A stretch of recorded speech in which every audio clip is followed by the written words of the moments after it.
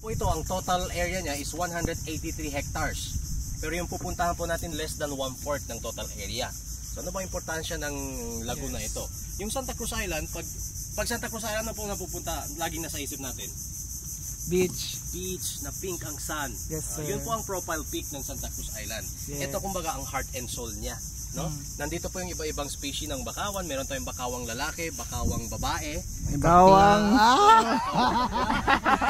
Kuya Meron tayong bakawang tindok-tindukan. Oo. Makatawa.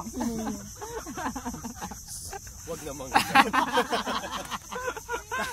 Napaka-healthy po ng environment dito. Makikita nyo po ang dami nating seagrass sa baba.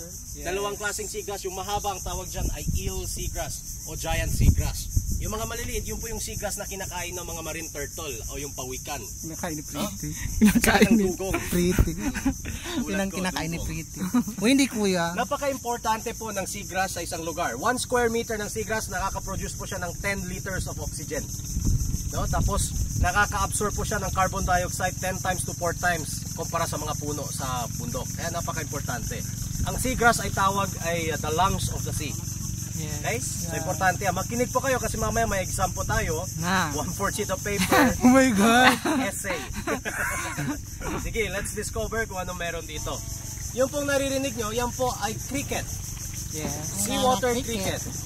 Sa iba, ang tawag dyan ay natural orchestra. Nice Magandang sound. Yeah. Yan po nakikita nyo mga bote-bote, hindi po yan basura, no? Ginagamit yan ng mga villagers pang pananim po nila for karajinan or agar-agar. Alam naman natin yung agar-agar ay raw material for Plastic. gelatin, plastic at saka rubber. Kaya kung may mga kaibigan kayong plastic, tanong nyo, agar-agar ka ba?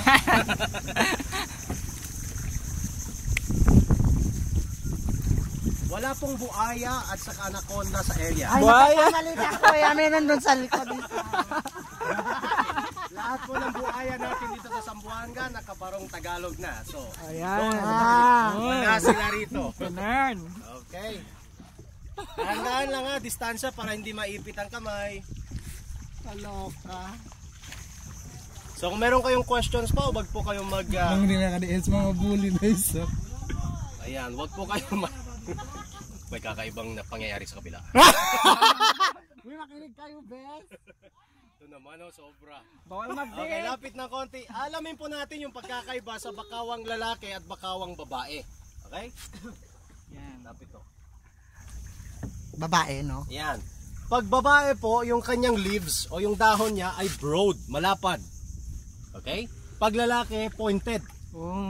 So, Uy, magandang observation. Later, pag-usapan natin yan. Teka, flowers muna ha. Pagdating naman sa flowers, ang babae sa isang stalk, maraming flowers. No? Maraming bulaklak. Ang lalaki naman sa isang stalk, dalawa lang. Usually, pag lalaki, dalawa lang talaga yan. Universally speaking. Okay. Ito po ang tinatawag natin propagule sa bakawan. Ito yung reproductive system ng bakawan. Ang bakawan, isa sa mga puno na gumagamit ng gravity para mag-reproduce. Paano? Pag ito po naging mature na, natural po yung mahuhulog lang. Dahil nga sa gravity, di ba? Mahuhulog siya. Dahil design po niya ay pointed sa puwet. Pag tatamaan niya yung soft area tulad ng mga putik, doon po magsisimula ang bagong buhay ng bakawan. So ganun ka-interesting ang buhay ng isang bakawan. Bakawang lalaki, mabubuhay yan kasama ang mga bakawang lalaki. Bakawang babae, ganun din among bakawang babae. Pero ito nagsama, kaya ang tawag namin dito, sir, ay bakawang my forever. Wow! Buti pa sila may forever! Nagkahulog! Buti pa yung mga baka may forever. Malamang ito, nung nahulog sila, hindi nila tinamaan yung soft spot ng putik.